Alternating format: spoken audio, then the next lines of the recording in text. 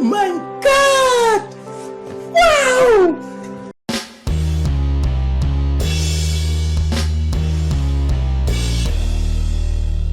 How's everybody doing? My name is Anthony Brian Logan, and today we got to talk about Boston BLM activist Monica Cannon Grant and her husband being indicted by the federales on fraud charges.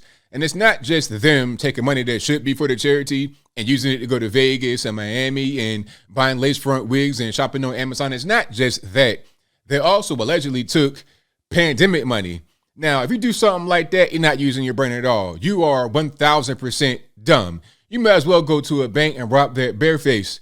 Okay, it's the same thing because they can see you. Okay, you're taking money from the federal government. You're going to lie about that? I mean, the thought process is non-existent. Now, before I go any further into it, let's roll the clip.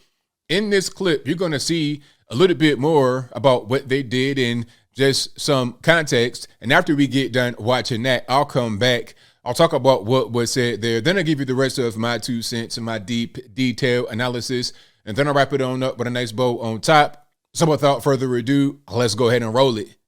Breaking now at noon, federal fraud charges against the founder of the nonprofit called Violence in Boston, as well as her husband.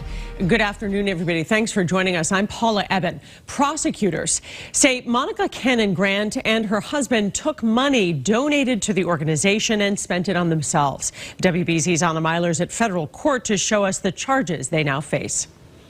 Monica Cannon Grant and her husband are facing serious charges of fraud and conspiracy, accused of spending money meant for community causes on their own rent, hotels, restaurants, and more. Monica Cannon Grant started the organization Violence in Boston in 2017 with a mission to help survivors of violence. And in 2020, she became a prominent figure organizing protests following the killing of George Floyd. We have to realize that, like, all of us have to work together. And if some of us are doing a little bit better than others, then we should reach in to help. Now, an 18-count federal indictment reveals scathing accusations that Cannon Grant and her husband, Clark Grant, used charitable donations on themselves. According to court documents, Cannon Grant and her husband presented themselves as unpaid leaders of the nonprofit.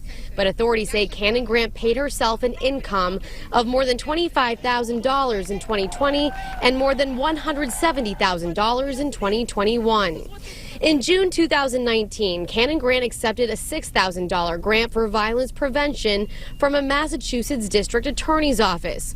Prosecutors say that money instead went to a nail salon, going out to eat, hotel rooms, fuel costs, and car rentals. Authorities also say the couple collected more than $100,000 in pandemic unemployment assistance, though Cannon Grant was earning tens of thousands of dollars in consulting fees, and her husband was earning weekly pay from a job.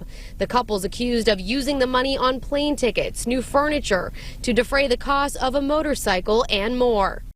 A political adversary, Republican Rayla Campbell, stopped by court to air out her own complaints. You could see it's all about her and making herself happy, and it wasn't about taking care of the people and really standing up. The couple also faces accusations of falsely claiming pandemic aid money and allegedly lying to get a mortgage for this Taunton home, which was the subject of a raid last October when Clark Grant was taken into custody. The field was shut down over there, and it was shut down at the lights. Neighbors say the road was blocked off and crowded with authorities. You should either pay it back or do time or do something.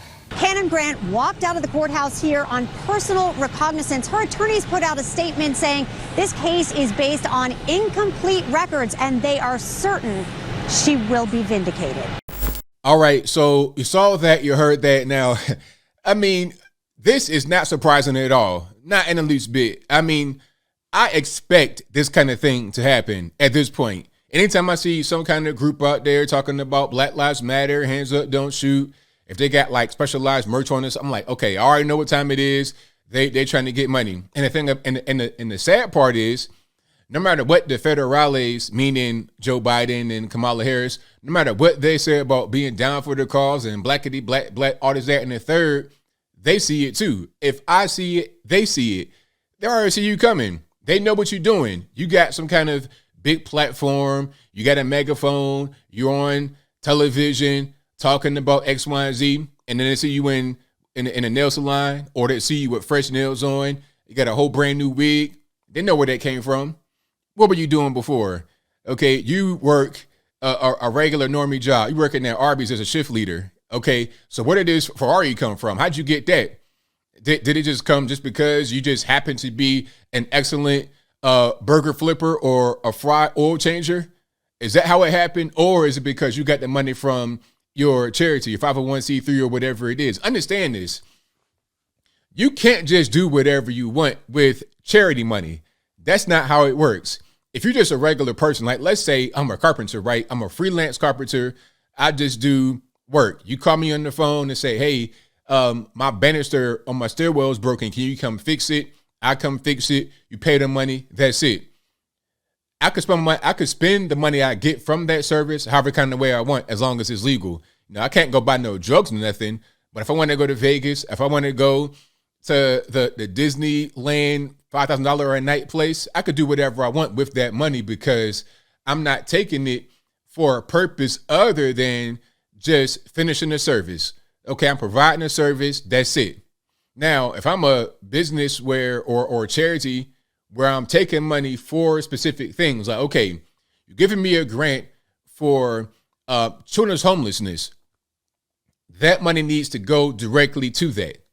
If I don't do that, then that's called fraud. That's illegal. You're going to the penitentiary making big rocks and little rocks. You're going to the Who's Grew, to the Pokey. You're not going to be seen for a little while now. You may pay a fine or something. You're not just going to be able to do that and get away scot-free, okay? And allegedly, apparently, they did that. The nail salon, really?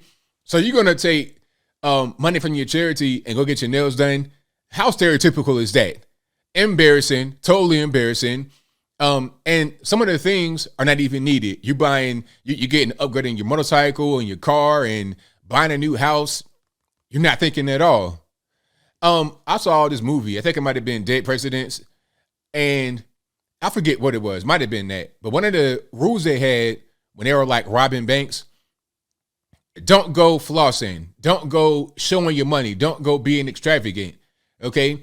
If everybody around town saw you looking like a dope fiend one day, and then the next day you come up wearing a mink coat with all kind of diamond rings and you looking super hot right now. You're hot as a firecracker, as a pistol, as the pit of hell. Everybody can see what's going on. You look suspicious. So you got this brand new level of fame. You got this little Violence in Boston, nonprofit, charity, whatever it is. Now all of a sudden you shining. Now you got a whole brand new house. If I can see it, so can the federales. And they can see it better than I can because they have access to all your records, access to bank account. They can go in your accounts and look and see what's going on. Okay, here goes a subpoena to Bank of America. Let me get this person's accounts. All right, cool. And they hand it over. Then they probably ain't got to do all that. They can see what you're doing. The IRS, the federales, they got all your information. So the fraud from the donation money, that's bad enough. Okay. You could be like Patrice Cullors, has this whole big network of all kind of companies and LLCs and S Corps and C Corps and finagle it that way. You could do something like that, or like Ilhan Omar. Okay, there's ways to kind of finagle the system, to finesse the system, but apparently she wasn't doing that. She just took money straight from their account and spent it like an idiot. I'm not saying it's okay to finagle the system like Ilhan Omar or Patrice Cullors, but I'm saying you're just a moron to do it that way. If you're going to be a criminal, at least use your brain, okay? But don't be a criminal, if you understand what I mean. But I'll move on. The worst thing here was the pandemic fraud. From the beginning, they said if you try to fraud that system, you will get indicted. You will be found. You're going to steal money from the government directly. See, it's one thing to take money from a normie on the street and use that improperly, okay? If Johnny Johnson, Johnny Engelheimer or whatever gives you $1,000 and says, okay, hopefully you use this money properly. It goes towards starving kids in Boston or wherever they are. And you go buy a set of some clear coat nails or whatever, some Louboutin, red bottoms, whatever you get with that. That's one thing. That's bad enough. That's just wrong. But it's not to the level of doing that with the federal government. You're going to take the federal government's money, taxpayer money, and try to lie about buying a house. They raided that house. The federales, you got earpieces, men in black suits and black shirts and shoes, raiding your crib. I mean, I told a story about that before, about how a guy I knew was being indicted, and I won't be too descriptive because I don't want to give nothing away and say nobody's name. But they told him, it's like, okay, you're under investigation, you're being indicted, you're being charged. We're not going to lock you up right now, but you are being watched. Don't go buy anything because we know that your money is funny. What did he do? Bought this real humongous appliance, and as soon as he bought it and tried to bring it from point A to point B, they came down there, men in black, earpieces out. It's like, sir, what did we say? What did we say? Don't buy nothing. How'd you know I bought something? Look, we're the federal government. We know what's going on. Okay, we know what's going on. We have access to bank accounts. We've already subpoenaed your account. We know what's going on. Don't do anything like that.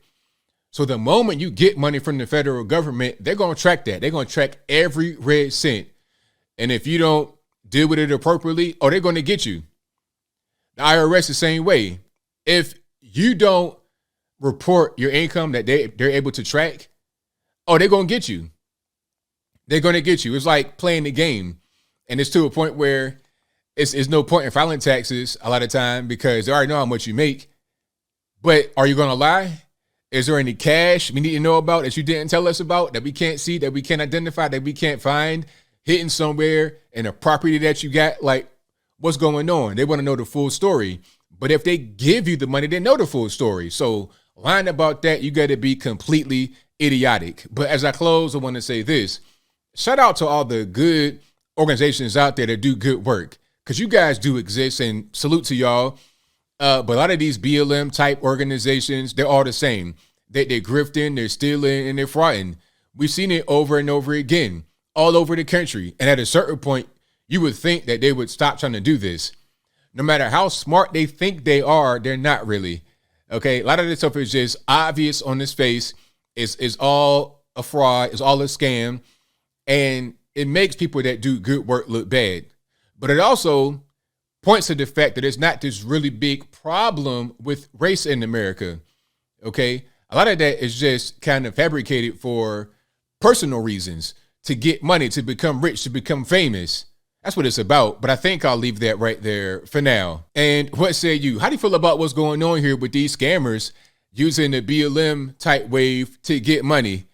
Okay, 6-figure income just off of that, on top of your job and whatever else you do, consulting fees and things of that nature. Whatever your thoughts are, please let me know in the comments below. You guys know where I'm at. These groups are disgusting to me. They're liars, and I hope that people stop falling for it. Okay, like if you want to help a group out, help some real people, real groups that you know. Don't help these Johnny-come-lately obvious scammers. Maybe she wasn't an obvious scammer, but usually when you see BLM and that type of stuff, you're going to see scams go along with it.